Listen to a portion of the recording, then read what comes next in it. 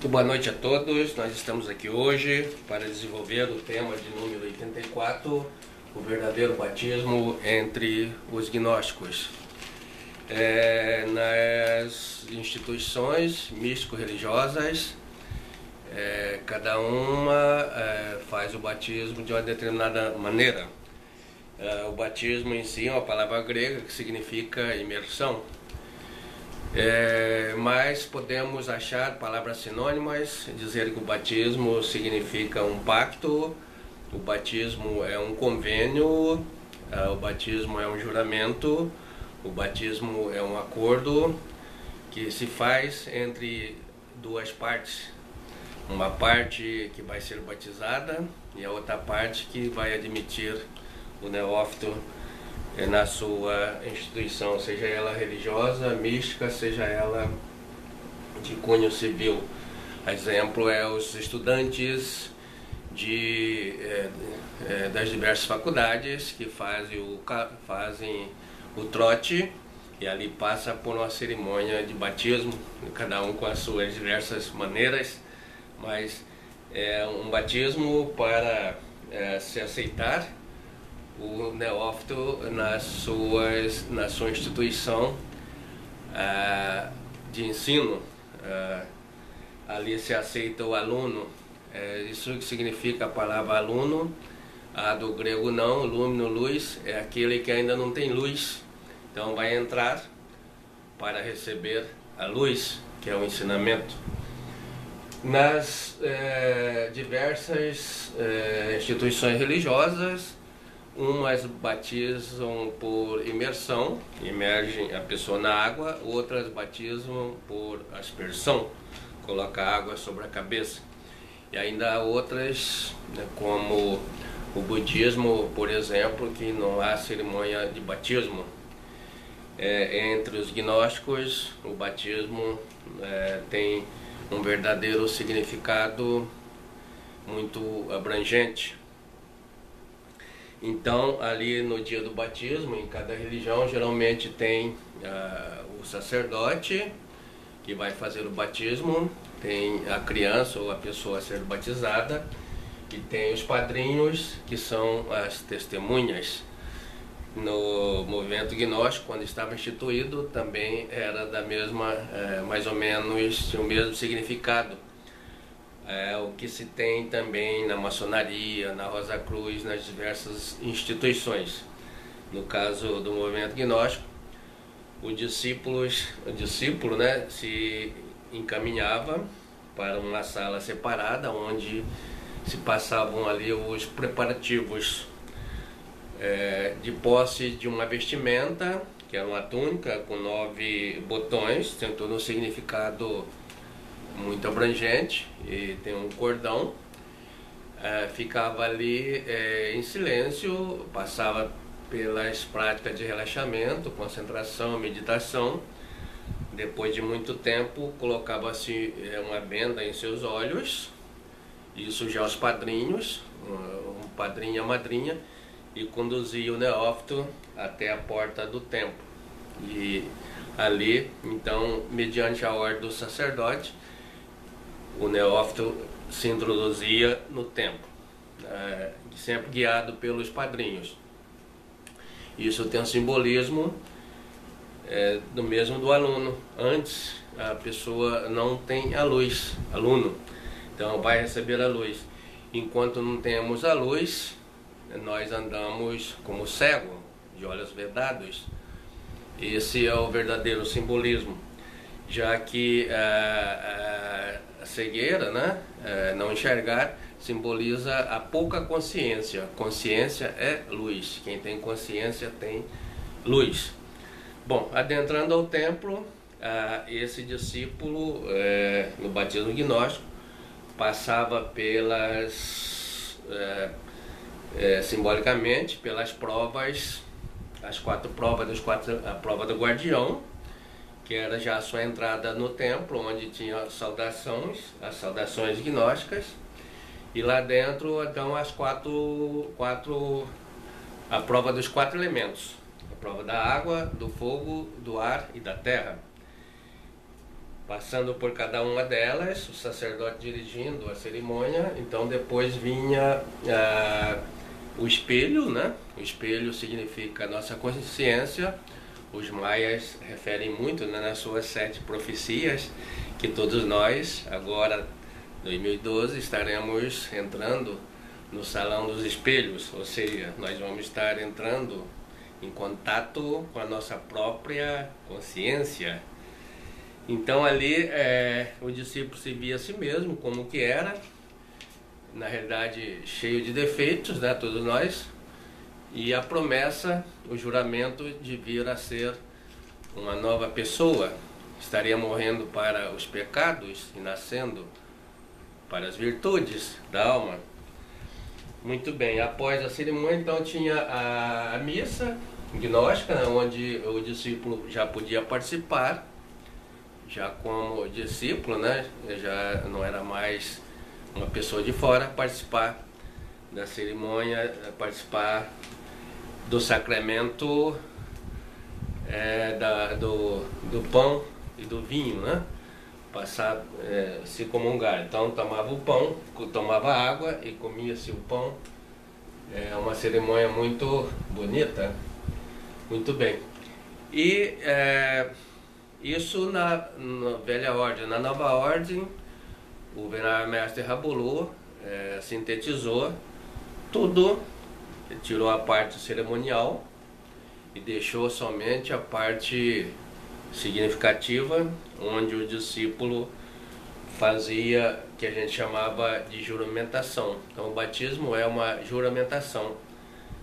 Se jurava a cumprir determinados requisitos, cumprir o pacto do batismo com a mão direita sobre a Bíblia.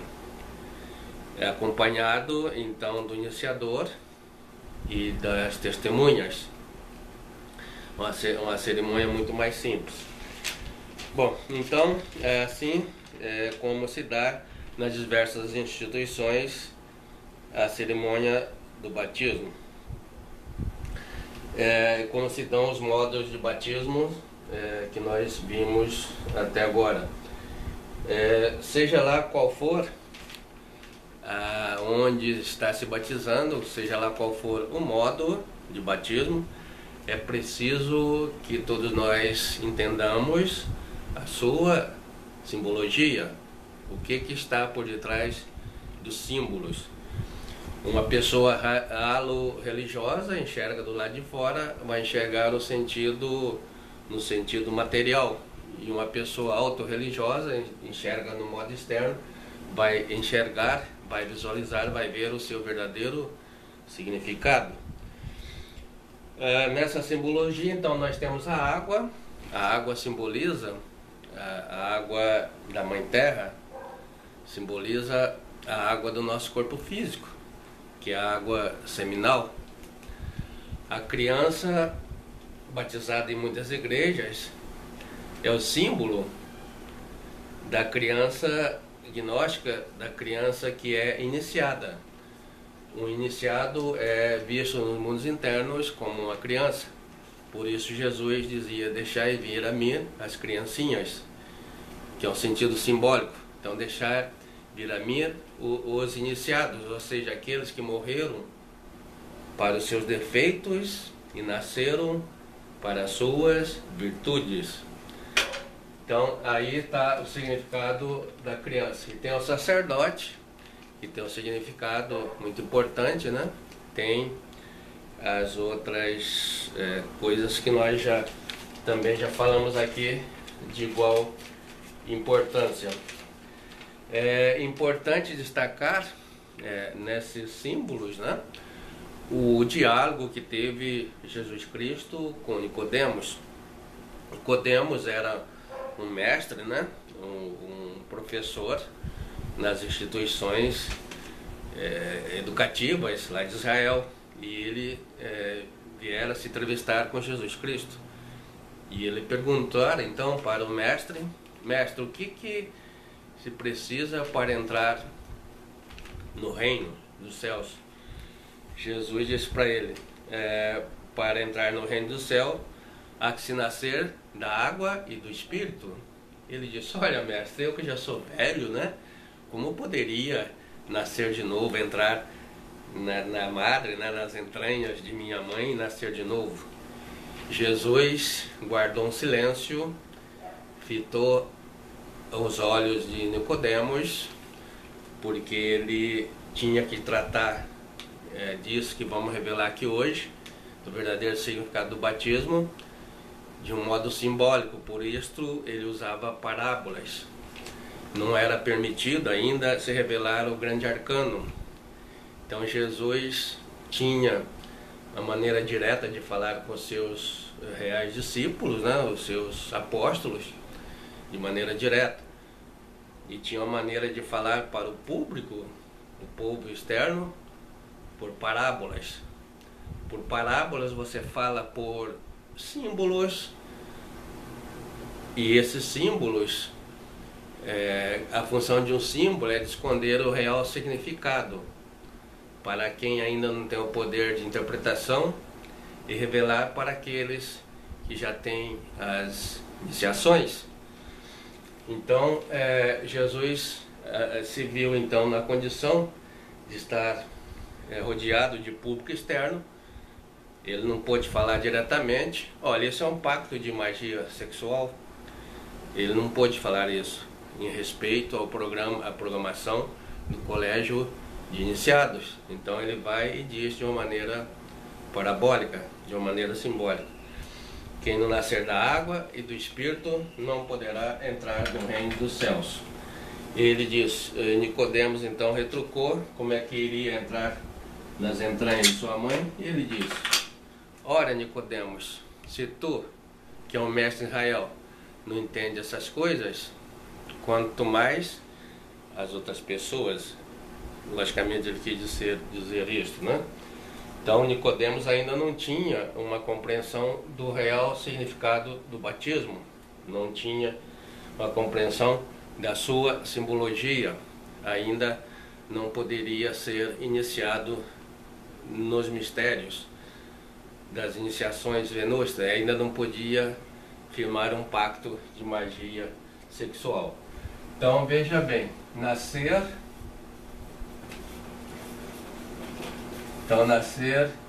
de novo, né, da água e do Espírito.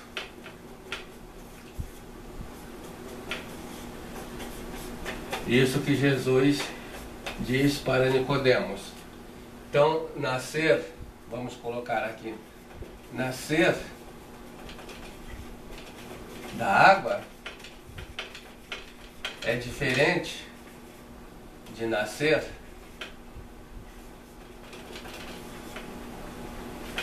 na água. Vamos tentar entender isso, né? Então é diferente. Lembro muito bem de quando eu era diretor de uma determinada escola, então recebia a visita de um supervisor, que era um excelente professor de português, e eu dizia: bom, a gente já está aqui há muito tempo na nossa entrevista, eu vou agora no banheiro. Ah, pois bem, pode ir. O senhor me dá licença? Tudo bem, pode ir. Mas não esqueça de levar, além da chave, o milho. Eu olhava para ele: mas chave tudo bem, né? Para entrar no banheiro eu preciso de chave, mas o milho para quê? Ele diz: ó, você diz que vai no banheiro, então vai como cavalo. Está a cavalo, então o cavalo come milho. Aí eu dava uma risada e sabia o que ele queria dizer, né? Que eu deveria ter dito: eu vou ao banheiro, né? E não vou no banheiro, como eu dizia. Então a mesma coisa aqui, nascer da água significa, além de emergir-se dela, significa originar-se dela, advir dela, partir dela. Assim como nasce, né, determinadas coisas nesse universo, nós vamos estar falando hoje, todos os nascimentos, né, de todos os seres humanos, de todos os seres vivos, nascem da água. Agora, nascer na água tem toda uma cadeia de biologia marinha, né, dos rios também, de seres que nascem na água. É o caso do peixe, né, e de outros crustáceos, de tantas coisas da baleia, né, nascem na água, mas não nascem da água. Jesus não disse nascer na água. Quem não nascer na água e no Espírito não entrará no reino dos céus. Não, ele não disse. Ele disse quem não nascer da água e do Espírito, ou seja, originar-se dela. Então aí ficou configurado que nascer da água significa nascer da nossa água seminal. Então o batismo é um pacto de magia sexual. Muito bem. Então, entendendo isso que Nicodemos, né, não entendia o que era nascer da água e nascer do Espírito. Então, o batismo para o gnóstico é um verdadeiro pacto de magia sexual, onde se nasce da água num primeiro momento e depois nasce do Espírito no segundo momento, como foi o próprio batismo de Jesus, que fora batizada por João. E aí nós temos também, já falamos da simbologia do batismo das crianças. Veja bem que as religiões, as instituições não entendem o verdadeiro símbolo, não entendem o verdadeiro significado, por isso faz o batismo como algo externo. Isso aí nasceu do advento da Divina Comédia, né, escrito por Dante Alighieri. Dante deixara escrito na Divina Comédia a sua experiência vivida nos 9 círculos dantescos. Então, em cada círculo ele foi descrevendo. Os círculos dantescos são os círculos infernais. Então, quando as pessoas morrem, nós, ao morrermos, vamos para um determinado círculo devido aos nossos pecados. Então ele diz que no primeiro círculo, quando ele passou ali com o seu mestre, que é o Virgílio, poeta de Manta, então ele diz: olha, mestre, aqui estão todas as criancinhas, todos aqueles que não receberam, morreram sem a água do batismo. Então ele estava referindo que ali estavam, olha o símbolo mais uma vez, Dante estava dizendo, né, que ali estavam todos os iniciados que, embora tivesse feito as iniciações com 2 fatores de evolução da consciência, que é o primeiro e o terceiro, não havia iniciado com o segundo fator, que é o do nascimento, da maituna. Então estavam ali, e ali ficam, né, diz o Mestre Samael, aguardando uma nova oportunidade de vir um dia novamente aqui à Terra, ganhar-se um corpo e poder efetuar na prática, cumprir esse pacto. Bom, então ali estavam as crianças que morreram sem água do batismo. Daí as religiões, principalmente a Igreja Católica, correr para batizar uma criança quando está doente, com medo do que ela morra sem água do batismo e vai parar nesse círculo. Então é uma equivocação, né? Representa a falta de entendimento do verdadeiro significado do batismo. Então isto se passa lá na Igreja Católica, e as outras igrejas já batizam a pessoa depois que ela já tem um entendimento, uma compreensão, como nós dissemos, compreender o que está além desse pacto para poder cumprir. Muito bem. Não devemos esquecer também de termos procurar pesquisar para adquirirmos uma compreensão a respeito do batismo, do histórico. Aqui nós somos da parte do cristianismo, devido a Jesus Cristo ser o nosso Cristo aqui do Ocidente.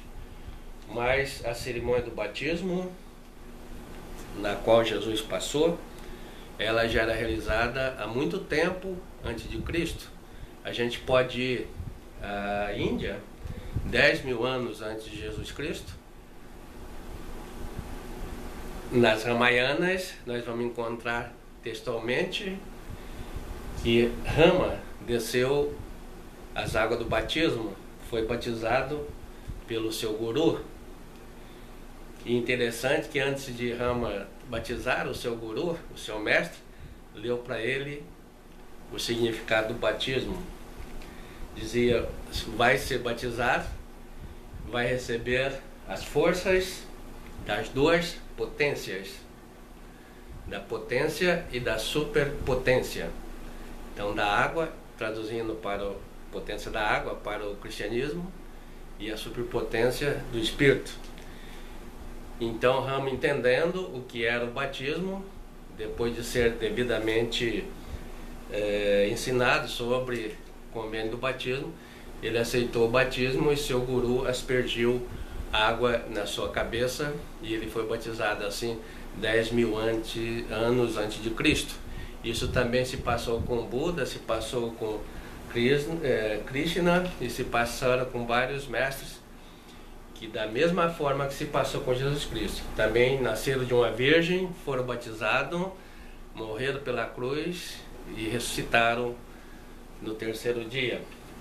Então veja, por isso que muitos estudiosos, até por falta de entendimento, diz que Jesus plagiou todas essas pessoas. Não é que plagiou, é que realmente o sacramento do batismo é este, para qualquer iniciado e nascido em qualquer parte do mundo, em qualquer época, no espaço e no tempo. Muito bem. E ali, na época, nós falamos antes de Jesus Cristo, na época de Jesus Cristo, estavam ali instituídos, vários grupos de estudos gnósticos. Jesus pertencia ao grupo dos nazarenos. Então, nazarenos, tem aqui, vem de Naja, né? Então a Naja é aquela serpente brava lá do Oriente, é o Nazareno. Isso significa grupo da serpente. Então Jesus veio no grupo das serpentes, serpente de fogos, fala serpente de Moisés e de todos os iniciados. Muito bem.